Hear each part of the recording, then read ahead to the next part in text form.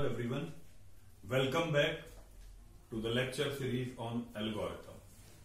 Last class में हमने discuss करा what is the definition of algorithm और इसके साथ हमने ये जानने की कोशिश करी कि जब एक एल्गोरिथम को डिजाइन कर रहे होंगे तो किस किस अप्रोच पे कर सकते हैं और डिजाइन ऑफ एल्गोरिथम करते समय हमें एनालिसिस पे कैसे ध्यान देना है, analysis in terms of time and space. इसके साथ हमने एक एग्जाम्पल भी कंसीडर करा था इंसर्शन सॉर्ट का, जिसमें हम ये कह रहे थे कि हमारे पास एक एरे गिवन है, उसके बेसिस पे हम कोई एक सॉर्टिंग एल्गोरिथम डिजाइन करेंगे, उसके बेसिस पे कुछ आउटपुट हमारे पास आ रहा होगा। इस लेक्चर में पहले मैं एल्गोरिथम की डिजाइनिंग के जो अप्रोचेस हैं उसके बारे में बात करूंगा विद सम एग्जांपल। इसके बाद एनालिसिस कैसे चल रही है और इसके बाद हम ये देखेंगे कि एक एल्गोरिथम की क्या प्रॉपर्टीज होती हैं कि जब हम एक एल्गोरिथम डिजाइन कर रहे हो तो हमारे या किसी के दिमाग में क्या क्या पॉइंट्स होने चाहिए वाइल डिजाइनिंग एन एल्गोरिथम। सबसे पहले इंक्रीमेंटल अप्रोच। इंक्रीमेंटल अप्रोच क्या है? जैसे कि मैं अगर बात करूं कि मैं अगर सॉर्टिंग में ही अगर बात करें, सबको आइडिया हो, जैसे मान लो ये 5 एलिमेंट मेरे पास है, तो मैं करता क्या हूं, मैं इसको इससे कंपेयर करा, फिर इसको इससे कंपेयर कर रहा हूं, इसको इससे कंपेयर कर रहा हूं। मतलब जब मैं एक दूसरे एलिमेंट से आगे कंपेयर कर रहा हूं तो मैं उसे इंक्रीमेंटल अप्रोच कह रहा हूं, मतलब विद इन एन एरे में कंपेरिजन कर रहा हूं। ठीक है, अब इसको मैं चाहे लीनियर सर्च की तरफ से देख लूं कि एक एरे गिवन है, उसमें कुछ एलिमेंट गिवन है, मुझे सर्चिंग करनी है कि 5वीं पोजीशन पे कौन सा एलिमेंट एग्जिस्ट कर रहा है, तो इस बात को हम कह रहे हैं इंक्रीमेंटल अप्रोच। इसी पे अगर मैं डिवाइड एंड कॉन्कर अप्रोच की बात करूं, मान लो मेरे पास ये एलिमेंट्स थे 6। अब डिवाइड एंड कॉन्कर अप्रोच को क्या मतलब होता है कि ये 6 एलिमेंट है भाई, इन्हें 2 पार्ट में डिवाइड कर दो, 6 5 4 एक तरफ, 3 2 1 एक तरफ। फिर जब ये 3 एलिमेंट है तो एक तरफ 6 हो गया, एक तरफ 5 और 4 हो गया, एक तरफ 3 हो गया, एक तरफ 2 और 1 हो गया। फिर नेक्स्ट लेवल पे ये वापस 5 और 4 हो गया, ये 3 ही रहा, ये 2 और 1 हो गया। मतलब अभी मैंने क्या करा, एक प्रॉब्लम थी जिसके अंदर 6 एलिमेंट थे एक एरे में, मैंने उन्हें डिवाइड करा और ऐसे लेवल तक ले आया जहां पे एक एक एलिमेंट एग्जिस्ट करता। तो अगर ध्यान दें तो मेरा काम अब क्या है, इसका इससे कंपैरिजन, और इसका इससे कंपैरिजन होके ये सॉर्ट होके 1 और 2 हो गया, ये सॉर्ट होके 4 और 5 हो गया। अब अगले लेवल पे मेरा क्या चल रहा होगा, अब ये 1 2 जो है कहीं ना कहीं 3 के साथ पिक्चर में आ रहा होगा, तो अब ये चीज सॉर्ट होकर 1 2 3 हो जाएगी, यहां पे ये चीज सॉर्ट होकर नेक्स्ट लेवल पे 4 5 6 हो जाएगी। अब नेक्स्ट लेवल पे ये चीज जाके 1 2 3 4 5 6 हो जाएगी। अब एग्जैक्ट डिफरेंस इसमें और इंक्रीमेंटल अप्रोच पे क्या आ गया, वहां मैं हर एलिमेंट को हर एलिमेंट से कंपेयर कर रहा हूं विद इन द एरे। यहां पे मैंने क्या करा, इसको 2 पार्ट में डिवाइड कर दिया, ये वाले पार्ट का कंपैरिजन करा, ये वाले पार्ट का कंपैरिजन करा और वापस आखिर में जाके मर्ज कर दिया। तो कहीं ना कहीं जब एक एरे में मैं हर एलिमेंट को हर एलिमेंट से कंपेयर कर रहा हूं, उसके कंपैरेटिव अगर मैं उस एरे के n नंबर ऑफ एलिमेंट्स को 2 पार्ट में डिवाइड कर दूं n/2 और n/2 में, तो कहीं ना कहीं रनिंग टाइम जो है वो पहले के मुकाबले कम आ रहा होगा। इसी पे इसका बेसिक से एग्जांपल हो जाते हैं मर्ज सॉर्ट, क्विक सॉर्ट या स्ट्रेसन एल्गोरिथम। इसी पे आ गए हम next approach, dynamic programming, one of the most important topic. अब डायनेमिक प्रोग्रामिंग क्या है, दोनों डिवाइड एंड कॉन्कर या डायनेमिक प्रोग्रामिंग करते क्या है, एक प्रॉब्लम को सब प्रॉब्लम में डिवाइड करते हैं up to the lowest level, और जब एक प्रॉब्लम सब प्रॉब्लम में डिवाइड करते हुए लोएस्ट लेवल तक आ जाते हैं, फिर लोएस्ट लेवल पे आके उन्हें उसमें कॉन्कर और कंबाइन परफॉर्म करते हैं। मतलब ये कि अगर मेरे पास एक एरे में 8 एलिमेंट है, 4 4 में डिवाइड हुए, फिर 2 2 में डिवाइड हुए, फिर 1 1 में डिवाइड हुए, और जब ये एक एक एलिमेंट आ गए यहां पे आके अब मैं इसमें, ये मेरा यहां से यहां तक डिवाइड फेस है, अब आगे मेरा कॉन्कर और कंबाइन फेस चलेगा। अब करते क्या है, मैंने क्या करा, एक प्रॉब्लम को सब प्रॉब्लम में डिवाइड करा up to the lowest level, और फिर सारी सब प्रॉब्लम्स के सब सॉल्यूशंस को ऑब्टेन करा, और जब सारी सब प्रॉब्लम के सब सॉल्यूशंस को ऑब्टेन कर लिया तो एक मेरे पास एंटायर प्रॉब्लम का सॉल्यूशन निकल के आ गया। ये मेरी एक बेसिक सी डेफिनेशन होती है डिवाइड एंड कॉन्कर अप्रोच की। सेम चीज डायनेमिक प्रोग्रामिंग की है। लेकिन दोनों में डिफरेंस क्या है कि मैं क्या करता हूं कि अगर डिवाइड एंड कॉन्कर अप्रोच पे बात करूं तो डिवाइड एंड कॉन्कर अप्रोच में मैं एक सब प्रॉब्लम को बार बार सॉल्व करता हूं। जैसे मान लो मेरे पास कुछ एलिमेंट्स हैं इस तरह से 5 2 4 6 1 3 2 6, ये डिवाइड हुए 5 2 4 6 1 3 2 6, ये डिवाइड हुए फर्दर 5 2 4 6 1 3 2 6, फर्दर डिवाइड हुए 5 2 4 6 1 3 2 एंड 6। अब यहां से यहां तक मैंने प्रॉब्लम को सब प्रॉब्लम्स में डिवाइड किया है बस। अब नेक्स्ट लेवल पे क्या होगा, ये सॉर्ट होकर 2 5 हो जाएगा, ये 4 6 हो जाएगा, ये ऑलरेडी 1 3 है, ये ऑलरेडी 2 6 है। नेक्स्ट लेवल पे क्या होगा, इसके अंदर सॉर्टिंग परफॉर्म हो जाएगी, ये हो जाएगा 2 4 5 6, ये 1 2 3 6। नेक्स्ट लेवल पे मेरे पास यहां पे सॉर्टेड आ जाएगी 1 2 2 3 4 5 6 एंड 6। अब यहां से मैं क्या कहना चाह रहा हूं, यहां तक मेरी प्रॉब्लम यहां से लेके यहां तक डिवाइड हुई, इसके बाद कॉन्कर कंबाइन फेज चला। चलिए क्या रहा था, एक प्रॉब्लम को सब प्रॉब्लम में डिवाइड करा और सब प्रॉब्लम के सब सॉल्यूशंस को ऑब्टेन करके एक एंटायर प्रॉब्लम का सॉल्यूशन ऑब्टेन करा। अब same divide and conquer dynamic programming की सेम डेफिनेशन, सिर्फ फर्क कितना, यहां पे एक सब प्रॉब्लम पे बार बार काम हो रहा होगा। मतलब अगर मैं मानूं यहां 5 और 2 को सॉर्ट कर दिया तो ये 2 5 आ गया, तो अब इस 2 5 इसके कंसीडरेशन में आएगी तो फिर से इस पे काम होगा। तो मतलब कहने का यह है कि डिवाइड एंड कॉन्कर अप्रोच जो है उसमें एक सब प्रॉब्लम्स को मल्टीपल टाइम सॉल्व करा जाता है, लेकिन डायनेमिक प्रोग्रामिंग में एक सब प्रॉब्लम को एक बार सॉल्व करके उसके डेटा को कहीं टेबल में स्टोर कर लेते हैं और जब जरूरत होती है उसे रिट्रीव कर लेते हैं। मतलब दोनों का डिफरेंस ये है कि इसमें सब प्रॉब्लम को हम बार बार सॉल्व करेंगे, इसमें सब प्रॉब्लम को एक ही बार सॉल्व करेंगे। ठीक है, अब आ जाते हैं ग्रीडी अप्रोच पे। अब ग्रीडी अप्रोच तो सिंपल अगर मैं समझूं, जैसे मान लो कि ग्रीडी अप्रोच तो मेरे ग्रीडी सॉल्यूशंस के बेसिस पे चल रहा है कि जो चीज मुझे एट अ टाइम बेस्ट दिख रही है। मान लो मेरे पास एक एग्जांपल ले लेते हैं, एक एग्जांपल ले लेते हैं ऐसे ही कि मेरे पास ये 5 10 15 20 25 ये कुछ मेरे पास वेट्स असाइंड है और हर वेट के साथ मैंने कुछ वैल्यू असाइन कर दी 30 60 90 100 120 150।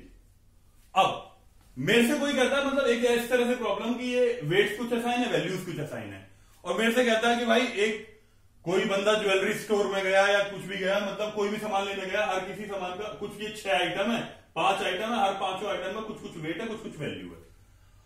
अब सीधी सी बात मुझे ये कहा जा रही है कि मैक्सिमम जो कैपेसिटी है वो 50 होनी चाहिए। जो भी मेरे पास बैग है, मान लो इसे समझो कि मैं कहीं भी स्टोर पे गया, कुछ सामान लेने गया हूं, तो मेरे पास मुझे 5 आइटम लेने हैं, इन 5 आइटम की कुछ कुछ वैल्यू असाइंड है। ठीक है कि भाई इस आइटम को लोगे तो इतनी वैल्यू, इस आइटम को लोगे तो इतनी वैल्यू, इस आइटम को इतनी, और ये कहा जा रहा है बैग की जो कैपेसिटी है वो इतनी है। तो भाई मैं किस आइटम को पिक करना चाहूंगा as per my capacity of the bag. तो बट ऑब्वियसली इसमें आती है ग्रीडी चॉइस। ग्रीडी चॉइस कैसे, भाई ये 5 वेट है इसका, इसकी वैल्यू 30 है, तो मुझे सबसे पहले मुझे वो आइटम पिक करना है जिससे मुझे सबसे ज्यादा फायदा हो रहा है। अब ग्रीडी चॉइस का सीधा सा मतलब यही है कि मुझे, ग्रीडी मतलब लालची, मतलब मुझे उस आइटम को पिक करना है जिससे मुझे सबसे ज्यादा फायदा। तो मैं क्या करूंगा, भाई इसका वेट इतना, इसकी वैल्यू इतनी, तो इसका वैल्यू पर वेट रेशियो निकाल लो, तो 6, इसका वैल्यू पर वेट रेशियो भी 6, इसका भी 6, इसका भी 6 और इसका 5। अब तो मैं सबसे पहला मेरा काम क्या होता है कि मैं उस चीज को पिक करूं जिसका वैल्यू पर वेट रेशियो ज्यादा, मतलब जिससे मुझे सबसे ज्यादा फायदा होना है। अब यहां पे तो मुझे सेम दिख रहे हैं, मान लो ये कुछ इस तरह से होता कि ये अगर वैल्यूज में कुछ ऐसे कर दूं कि ये 40 है, ये 30 है और ये कुछ मान लेते हैं 60 है, तो ये चीजें मेरे पास किस तरह से आ रही होती, this is 4, this is 2, this is 3 and this is 5। तो अब मुझे सबसे ज्यादा फायदा किससे हो रहा है, इससे, तो मैं इस वाले आइटम को पिक करूंगा। सेम में भी हम कर सकते थे, सेम में फिर हमें आइटम के अंदर काम करना होता, लेकिन जब नैपसैक पढ़ेंगे तब इसके बारे में डिटेल में पढ़ेंगे। तो फिलहाल सिर्फ ये ध्यान देना कि जिससे मुझे सबसे ज्यादा फायदा उसको मैंने पिक कर लिया, उस हिसाब से बैग में उन्हें आइटम्स को पिक करता रहूंगा, डालता रहूंगा। तो सबसे पहले 5 किलो वाला आ जाएगा, फिर ये 25 किलो वाला आ जाएगा, तो 5 किलो वाले से मुझे 30 वेट मिला, वैल्यू मिली, इससे 150 वैल्यू मिली, 25 किलो वाला आने के बाद मेरी कैपेसिटी कितनी बची हुई है? 20 बची हुई है। तो फिर कौन सा आना चाहिए? ये आना चाहिए। तो इस तरह से मैं इसमें चीजें कर रहा हूं। अब ऐसे ही अगर मैं नेक्स्ट वे की बात करूं जो कि मेरा रेंडमाइज्ड वे है। रेंडमाइज्ड वे का मतलब क्या है? क्विक सॉर्ट में हमें यह बताया जाता है कि एक एरे होगी, लास्ट वाले एलिमेंट को पाइवेट बना लो, और लास्ट वाले एलिमेंट को पाइवेट बना लो या फर्स्ट एलिमेंट को पाइवेट बना लो। ये हमें दो अप्रोच सिखाए जाते हैं। अगर मैं ये कह रहा हूं कि लास्ट वाले एलिमेंट को पाइवेट बनाते हैं, तो हम क्या करते हैं? यहां से लेके ये 1 से लेके ये मान लो ये n है, तो n-1 तक के एलिमेंट्स को इससे कंपैरिजन करते हैं। और होता क्या? ये पाइवेट उठ के ऐसी पोजीशन पे आ जाता है जिससे छोटे इधर और उससे बड़े इधर, ये कंडीशन होती है। अब रैंडमाइज एल्गोरिथम का क्या मतलब है कि ऐसा जरूरी नहीं है कि आप पाइवेट एलिमेंट लास्ट एलिमेंट को ही बनाएंगे या फर्स्ट को ही बनाएंगे। आप पाइवेट किसी को भी बना सकते हैं। तो उसको कैसे करते हैं कि आप पाइवेट किसी को भी बना सकते हैं? एक रैंडम वेरिएबल असाइन करके उसके बेसिस पे हम उसकी कंपैरिजन करेंगे सारे एलिमेंट्स के साथ, और उसमें पता चल जाएगा उसकी एक्चुअल पोजीशन क्या आ रही है। वो जब इस टॉपिक को पढ़ेंगे तब उसे डिटेल में पढ़ेंगे। फिलहाल ये 5 तरीके जो डिजाइन ऑफ एल्गोरिथम्स में यूज होने वाले हैं। अब इनकी एनालिसिस कैसे? मैं कोई भी एल्गोरिथम डिजाइन कर रहा हूं ना, तो 2 पैरामीटर्स पे एनालाइज करूंगा, टाइम और स्पेस।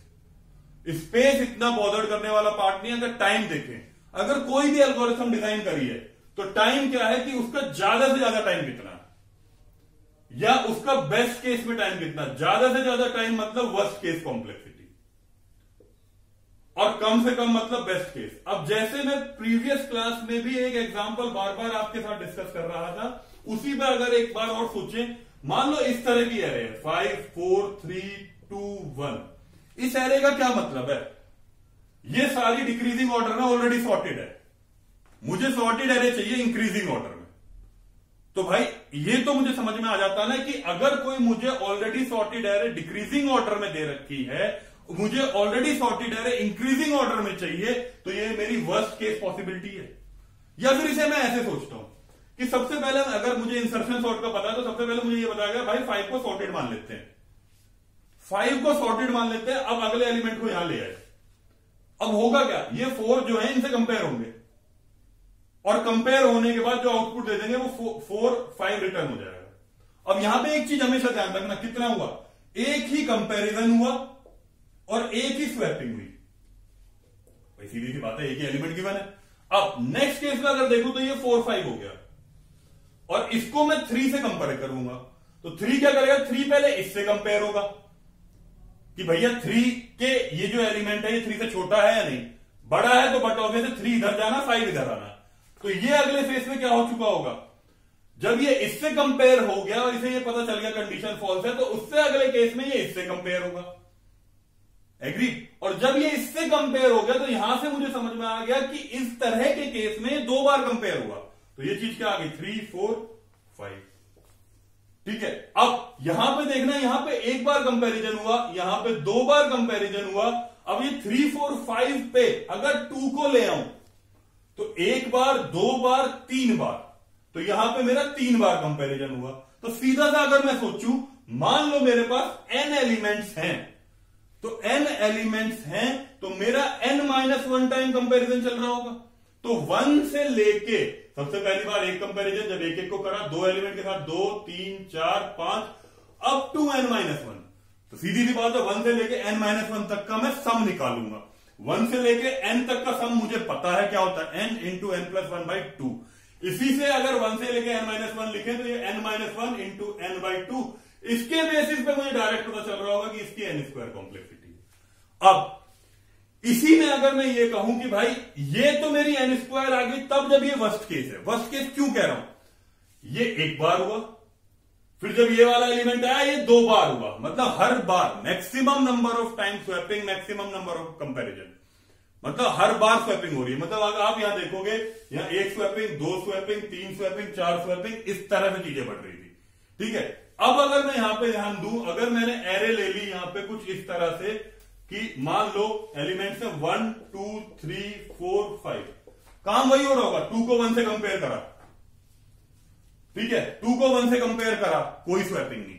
अगर इसमें ध्यान देंगे तो यहां पे भी हर बार क्या हो रहा होगा? एक comparison, no swapping, next case में 2 कंपैरिजन हुए होंगे, अगर ध्यान दें 1 को 2 से करा तो, अगली बार 1 2 को 3 से करा तो, 1 2 3 को 4 से करा तो यहां क्या होगा, 3 comparison, no swapping, no swapping.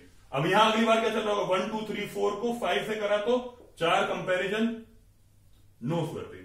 भाई सिर्फ कंपैरिजन ही तो चल रहे हैं, comparison with in the array चल रहे हैं, तो इसे मैं डायरेक्ट कहूंगा कि भाई जितने एलिमेंट होंगे उतने तो कंपैरिजन चल रहे होंगे, मतलब उससे एक कम ही तो चल रहा होगा। तो अगर n एलिमेंट एरे में है तो n-1 कंपैरिजन चल रहे होंगे, n-1 कंपैरिजन चल रहे होंगे, तभी मैं उसे कह रहा हूं कि उसका टाइम जो होगा n होगा। लेकिन अगर n-1 कंपैरिजन के अंदर n-1 स्वैपिंग चल रही होंगी, तभी तो वर्स्ट केस है वो। ठीक है, तो जो मैं इस एग्जांपल से आपको बताने की कोशिश कर रहा हूं कि कैसे चीजें वर्स्ट केस है, कैसे चीजें बेस्ट केस है। और अगर मैं मान लो इस तरह का कुछ एग्जांपल ले लूं, मान लो 5 2 4 3 4 1 3, अब इस तरह का एग्जांपल क्या है, ना ये बेस्ट केस है ना ये वर्स्ट केस है। तो इसमें क्या हो रहा होगा, एक बार लूप मैक्सिमम टाइम चल रहा होगा, एक बार क्या चल रहा होगा, मैं अगर लूप के बारे में बात ना करूं, ऐसे कहूं कंपैरिजन तो हर बार हो रहे हैं, एक बार स्वैपिंग हो रही होगी, एक बार स्वैपिंग नहीं हो रही होगी। तो बट ऑब्वियस है जब स्वैपिंग नहीं हो रही है तो n है, और जब स्वैपिंग हो रही है तो n स्क्वायर है। तो भैया n plus n square will always be n square ना, तो इसलिए हम ये कहते हैं कि एवरेज केस में इसकी कॉम्प्लेक्सिटी n स्क्वायर हो रही होगी। तो ये बेसिकली मैंने इसमें डिस्कस करा आपसे कि क्या क्या डिजाइन अप्रोचेज है और क्या क्या एनालिसिस ऑफ एल्गोरिथम के अप्रोचेज है। नेक्स्ट लेक्चर में हम आपसे डिस्कस करेंगे कि इसकी बेसिक सी प्रॉपर्टीज क्या है एक एल्गोरिथम को डिजाइन करने के लिए, और उसके ग्रोथ ऑफ फंक्शंस क्या है। ठीक है, थैंक यू।